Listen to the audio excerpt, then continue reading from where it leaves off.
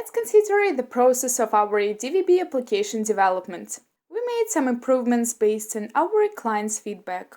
First of all, we have implemented the receiver auto detection on the network, meaning users no longer need to look it up in the receiver menu on the TV or install third-party applications. Moreover, when connected to a receiver remotely, we display the list of channels and let users string channels from that receiver.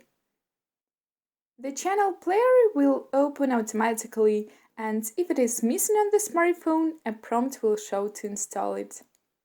Users no longer need to look up and install the player separately.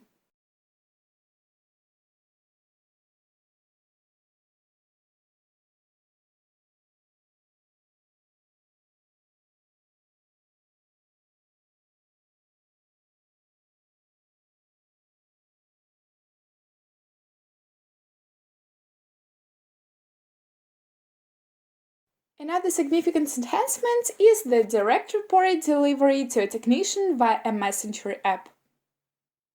We covered the report generation process in the video number 13, and it is available on our YouTube channel. We could already upload generated reports to the proprietary server. But we received feedback that generated reports are very important for the technicians. Oftentimes, the clients are fairly remote, and technicians can really benefit a lot from seeing a report without visiting a client. Now, generated reports can be shared via any messenger app, such as Telegram, Viber, WhatsApp, Skype, WeChat, Line, and etc. In our view, the process of installing and using the app is now feature complete. If you experience any issues or have any enhancement ideas, please let us know.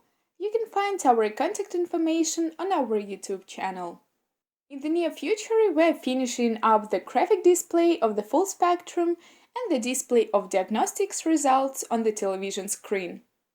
Keep in mind that at the same time, we are migrating our features to the combo receiver from LAN and HEVC based on the chip montage 2210-2230. It supports modern CAS systems versions, including Curry class.